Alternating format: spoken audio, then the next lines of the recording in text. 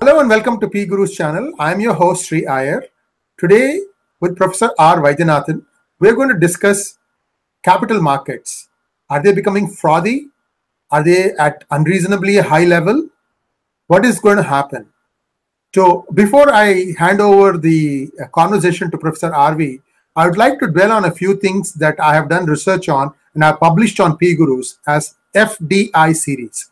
Today I published a new segment in which I also talked about the FII, or the foreign institutional investor. Now, the foreign institutional investors got renamed as foreign portfolio investors from June 2014. So if we say FII or FPI, they both indicate the same thing.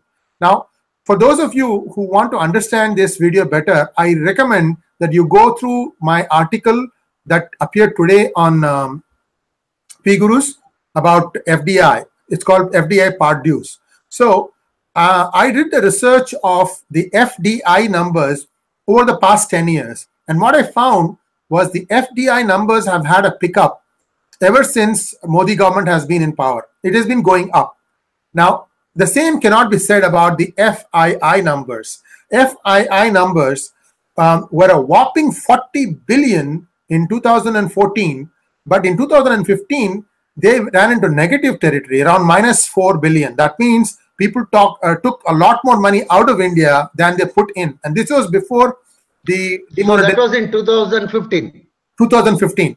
And this was before demonetization was even announced, because demonetization came at the end of the year, around November. No, significantly you were mentioning, yeah. Is it in 2015 or later? No, in 2015, the FII went down to -$4 billion. So that there was more money going in out of India than was coming in. Yeah. What about 16, 17? Any idea? Yeah, in 16, 17, it went back to positive, but it's only around $6 to $7 billion. This is regarding the FII. FII. But there is one capital market. Yes, FII. There's one market. Yeah. There's one curious twist in this whole story. Now, according to international conventions, if a company is investing, if an FII is investing in a company, and if the share of the investment exceeds 10% of the value of the company, then that FII is treated as FDI. Yeah. So what it means is participatory notes could be coming in not only on the FII route, but it could also be coming in on the FDI route. If it is above 10%. Yeah, exactly. Like I'll give an example: HDFC, ICICI, and a few more companies where the foreign content is very, very high. Yeah. Now, today the Indian stock market is reaching new heights almost every day. And one of the reasons that's been given is that the mutual funds are putting a lot of their money into the stock market. So I would like you to pass this information, Professor, for our viewers. Is it participatory notes as the prime reason, or the mutual funds that coming into stock market the prime reason, or are the companies themselves doing well and therefore their stocks are rising? What do you think, sir? One more point I wanted to check with you, since we have done the study and then published it. Yeah. This investment in the bonds of the central government directly, because they have been permitted to do that actually in what are known as the sovereign securities, GSEC. Is it covered under the FII or FDI or bonds? I am talking, not the corporate bonds. Yeah, correct. Yeah. So that information has not been released yet. I went by the data that RBI released on the 10th of January 2018. Up until that time, only FDI and FII numbers are shared.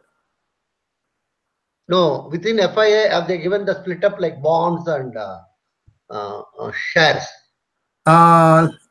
They don't call it as bonds, but they have a different name for it. Debentures. Yeah. Debentures. Yeah, I'm pulling it up. Just give me 1 second. Yeah. So, there are four. If I take FDI, foreign direct investment, there are four categories. Okay. Yeah. Equity, under equity, there is government, and in government, there is probably some information, but that number is not very high though. Yeah. Okay. The second one is equity RBI, which is probably directly, coming through for investing into companies. Then third one is acquisition of shares. The fourth one is equity capital of unincorporated bodies. Yeah. Non-company. Non-companies. Okay. Yeah. So these are the four categories. So I think what you say about bonds is probably coming in the government category. But other one, no. Other than equity, is there any other category? There will be. Okay. So the other categories are reinvested earnings. Right. That's okay. A company maybe. Other capital. They're not mentioning it. It's called other capital. And that other capital is a small number. It's not very big. It would be about 2 to 3% of the total. Okay. So only equity and other capital. Yeah. They are not showing any other, no, like debentures or bonds or anything. No. Interesting. This is under FDI. That's correct. What about FII? In the FII, so there is only two types that have values. One is the FII itself.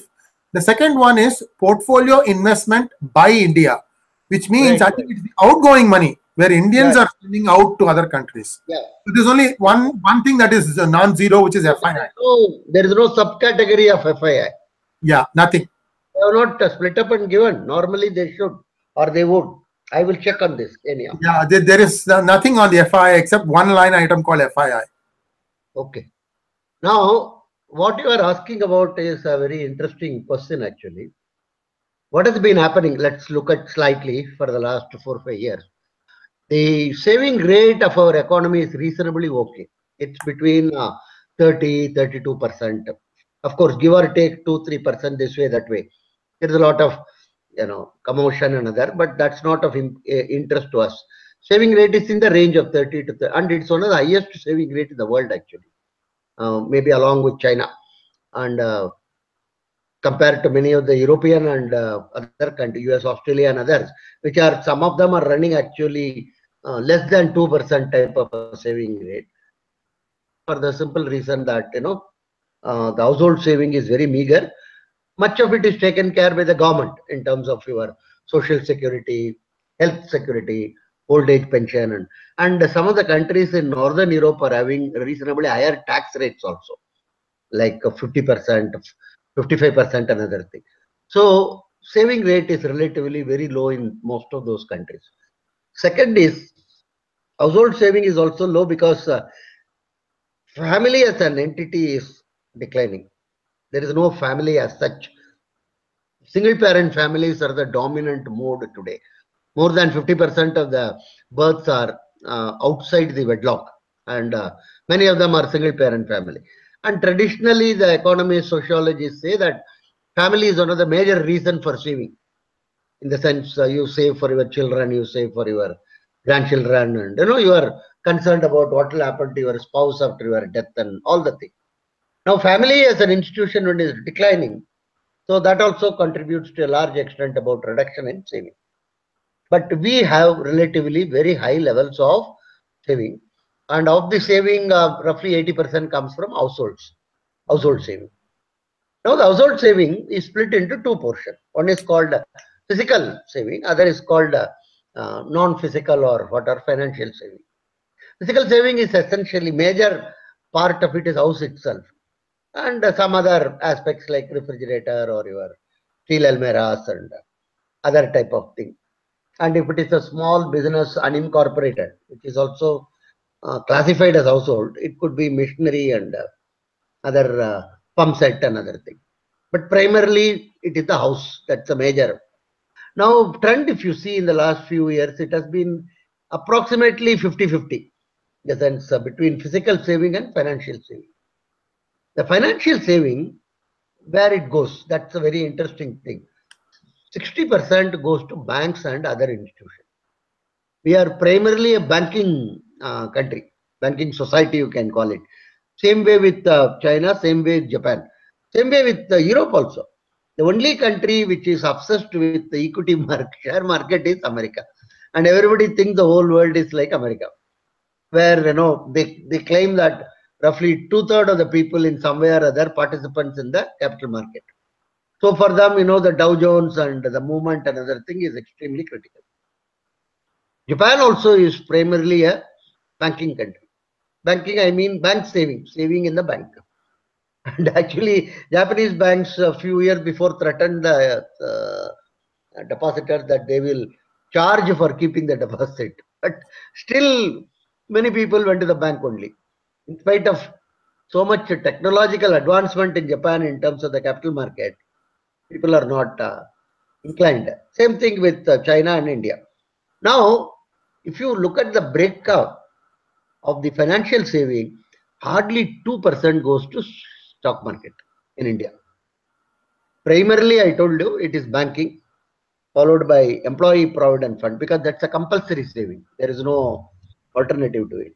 Other forms of insurance and other forms of private pension, like your provident, public provident fund, we call it, and a small saving in the postal department, postal savings. These are some of the major areas. So, but the big elephant is banks, not the. So there have been several attempts from 1990s, I can tell, to encourage what is loosely called equity cult. That means to encourage people to invest in share market. But unfortunately, people are not very enthusiastic. Somehow it is felt that it's not a fair place. But more important is our market is very shallow, or rather what you may loosely call illiquid. See, we say that 8,000 scripts are listed, another thing. But you would find last year 50% of them did not have any single quote, not traded at all. And another 25% might have had one quotation only, just for the purposes of income tax. They have to show what is the value of the owners or their people might have. So, in spite of the fact that so many scripts are listed, actively which are traded is maybe 200 to 250, that range only.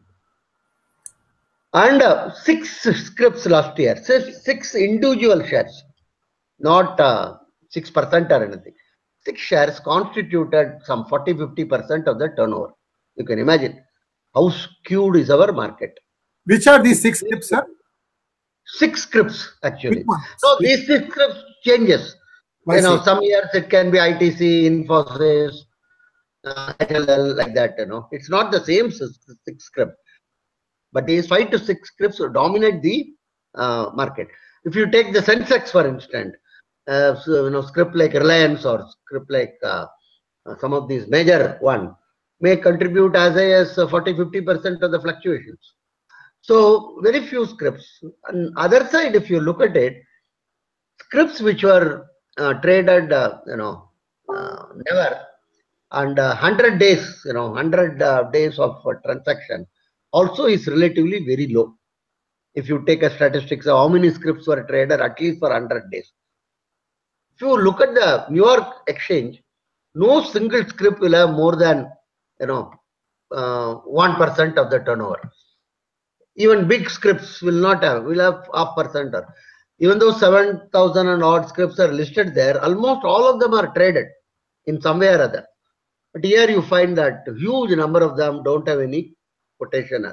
So what has happened is a lot of people have purchased this share, but they are not able to sell. I call them as Abhimanyus in our share bazaar. Million Abhimanyus in Indian share bazaar, right? You've written about this.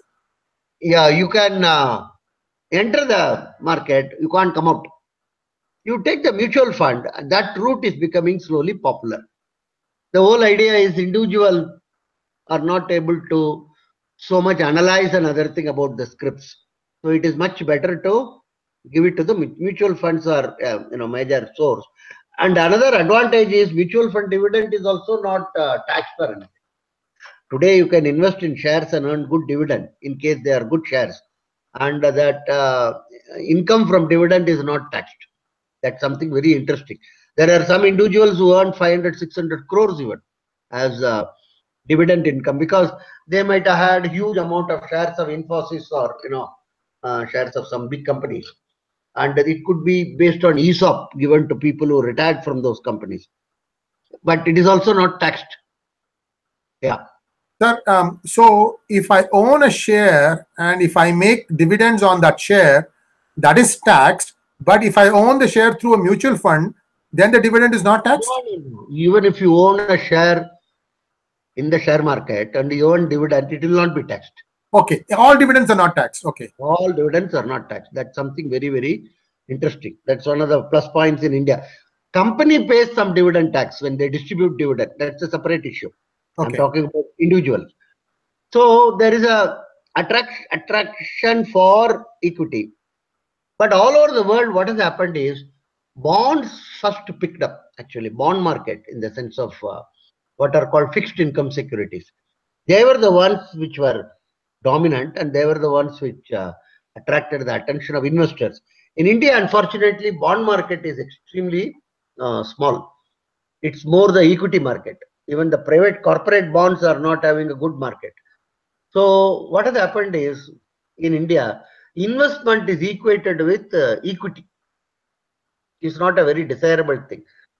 Bond investment is also investment actually, but somehow investment means equity. So this 1 or 2% of the financial saving goes into share market.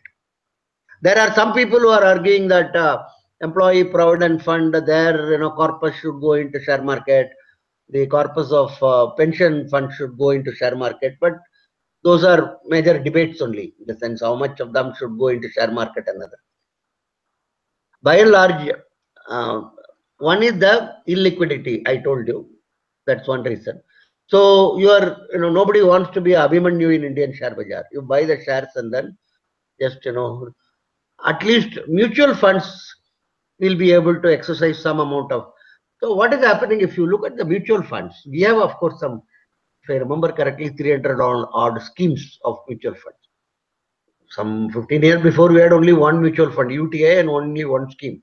Today, so many have come in the market. So you can roughly say in those days, you would lose money by one scheme. So, what I was, sort of telling in a very light-hearted fashion is, people are able to, get in but not get out. That's why the word Abhimanyu came. Because if you remember, he was knowledgeable about how to get into the Chakravyuha, but he couldn't come out. But if you look at the mutual fund also, most of them are maybe some 30, 40 scripts only. It's not some, huge basket or anything. So if you look at the annual report of mutual fund, I told you, 300 and odd schemes may be there. But basically some, as in every other aspects of life, what you call 25% of the mutual funds may be controlling 75% of the funds. Like in the organization, they say 25% of the fellows put in work for 75% of the worker. So the same way, or 1/3, 2/3 rule, they call it. 1/3 of the fellows put in 2/3 of the worker. And same way, mutual funds also are. So I used to light out, in those days we had UTI, one fund. So one way of losing money. Now today there are 300 ways of losing money because of several schemes being offered. But basically, broadly, most of the mutual fund give you what you may loosely call equity oriented products, where in shares they invest 60, 70% or something, and the other side bond oriented, which is basically investing 70, 80% in bonds. And some are called what are called balanced or mixed funds, where you invest partly in bond and partly in equity. And many of the funds also have what are called lifestyle or life cycle based investment aspect. Suppose you are a 20-year-old man, they try to encourage you to invest more in the shares and less in bonds, because you have long way to go in order to, even if you make losses, you can recoup it because of your age profile.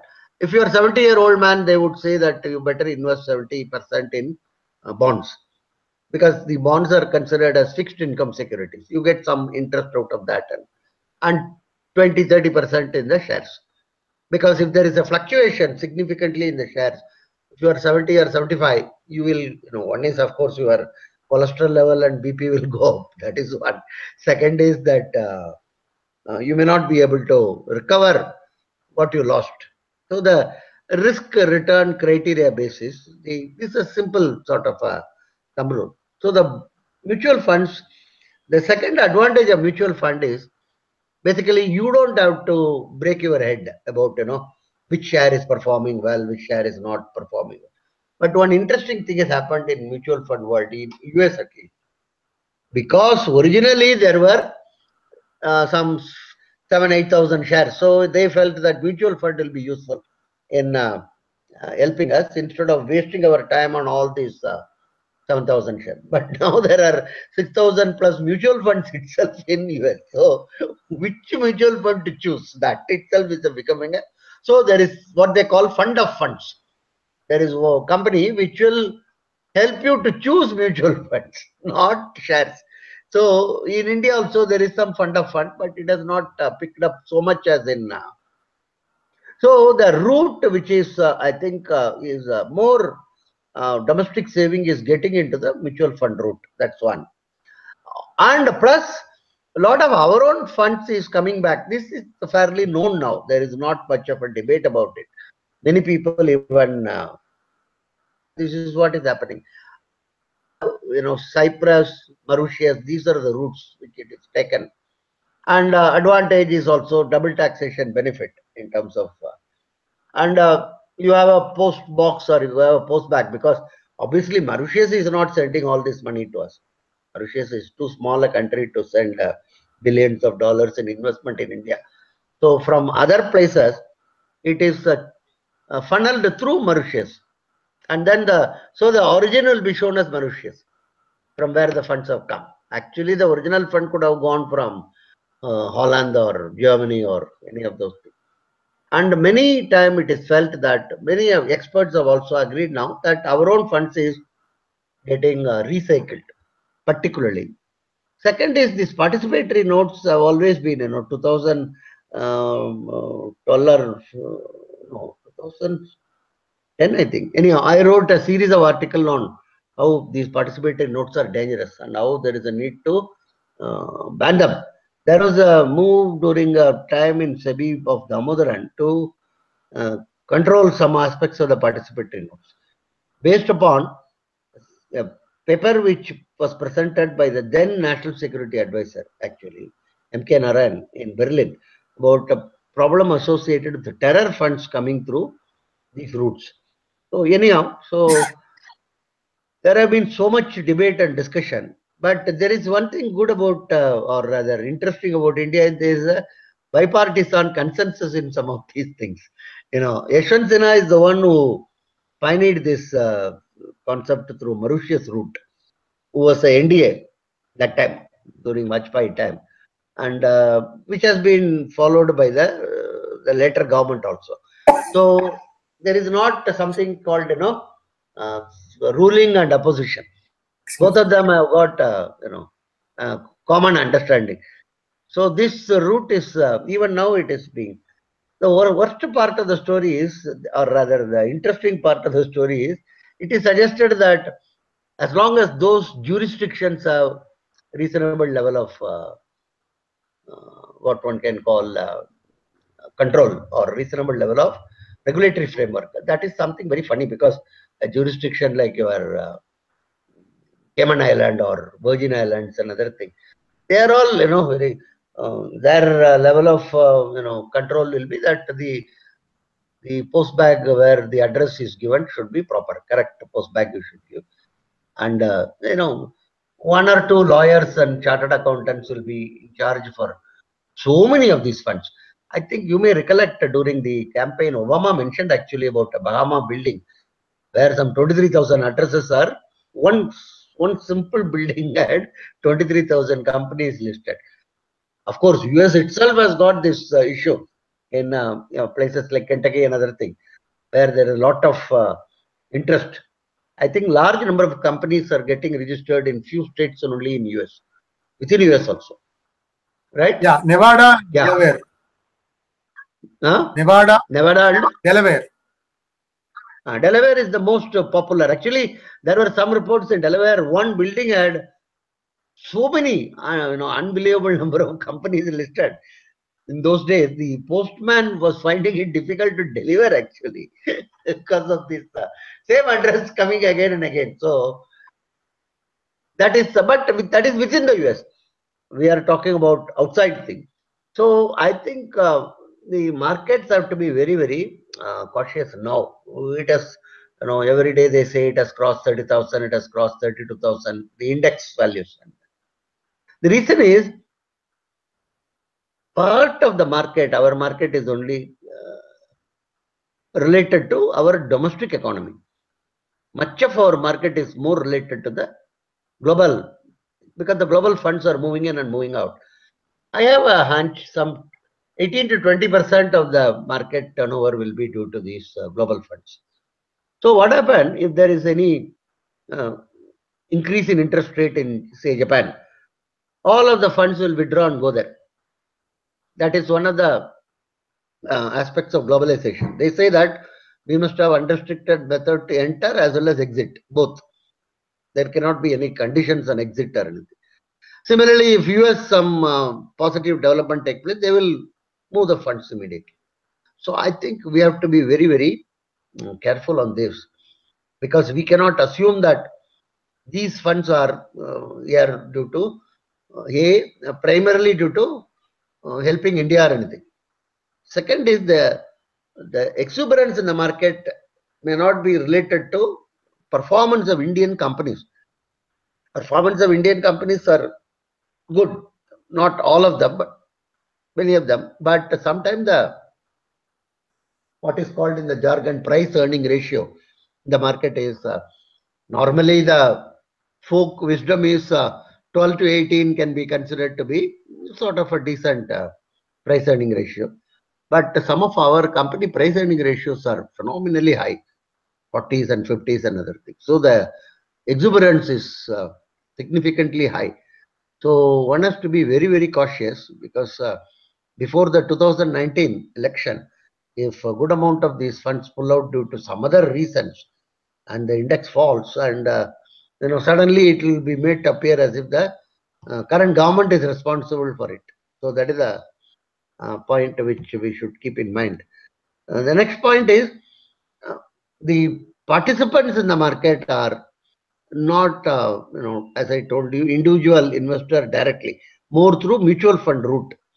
So to that extent, currently mutual funds are offering some sort of a cushion. When the FII pulls out, it is actually the mutual fund which goes and buys them at the lower price, and then but the flow into the mutual fund should be consistent and should be taking place domestically.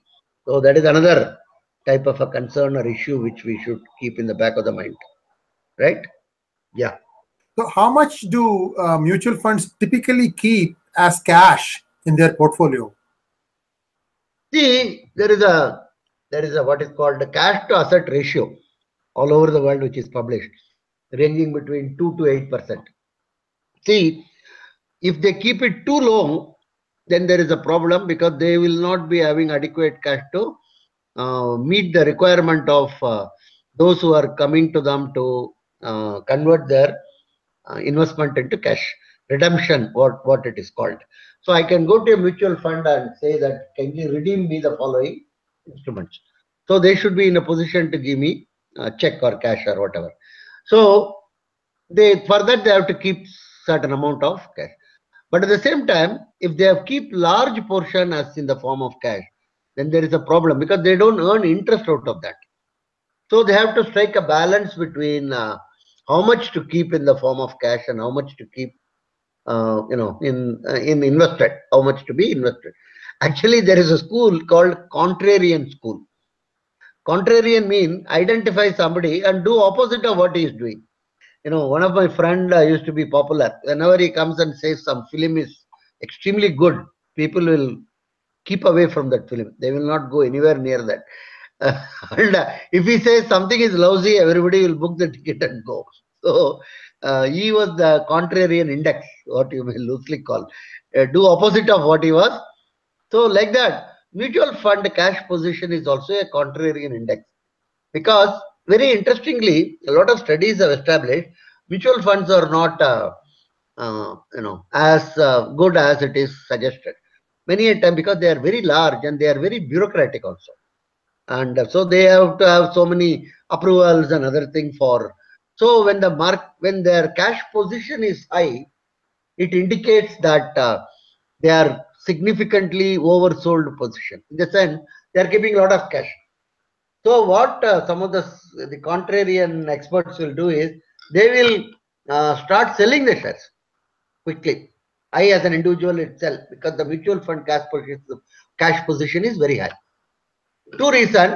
One is the mutual funds are over what one can call sold, and they have to start buying now using these cash. That means the market will move up. That is one type of a thing. Second is, as I told you, the mutual funds are normally supposed to be wrong in the peak and trough. This is a position at which the mutual funds will now have to augment, in the sense they should have more. So they have to sell their existing share in order to get enough cash. So do opposite of what they are currently doing. That's the contrarian point of view. Mutual funds are so dumb, but still, on an average, people argue that you can do opposite of what mutual funds are doing. So they do keep, one can vaguely, one can roughly, these are thumb rules only. Anywhere between 2 to 8% is expected to be. Mutual fund cash position is actually published regularly in US newspapers for all the major mutual funds in US. Average of mutual fund cash position. That's an index actually. And that itself is monitored very closely by a lot of people. In India also, they have recently started publishing mutual fund. How much of that is kept in the form of what you may loosely call liquid assets, either cash or deposits in banks or some something, right? Yeah. So in mutual funds, what is the load on the fund by actively managed managers? Meaning, if I think of US, there are two types of things: actively managed mutual funds. Then you have these things called the ETFs, exchange traded funds, where it's a predefined constant for percentage of like 10 stocks or 20 stocks. 10% of Apple, 4% of IBM, 3% of Coca-Cola, and so on. And that's called as an ETF. And that has a very low load, which is almost like 0.18% or something. So what it means is, if I trade in an ETF, then I don't lose money for handling of that. Yeah. How is the case in India? More or less same, similar only. Here also. The only point here is the ETF is not having significant amount of liquidity. In the sense, you can buy, but when you want to go to sell, there are not many purchasers in the market. That is the only, it's relatively I am talking about. Otherwise, what you are telling is there are also some which are called passive funds, which are not in the sense certain amount is invested and tracking, like for instance Sensex type of funds. So you invest in all the shares in Sensex in the same proportion, and then you periodically check on that. So it's a sort of an index based fund. Whatever, hypothetically it is supposed to give you the similar return like that of index, because you are what you may loosely call imitating, or you are trying to copy the index, but that is there also the relatively the charges will be not so much or anything, right? But in the aggregate, what happened is many a time they have to look at the total pool and then decide about what is the nature of the allocation of some of the overheads and other thing is there in the mutual fund. Otherwise, what you are suggesting is similar practiced in India also. Okay, sir. Thank you very much, Professor RV. We will talk to you again on some other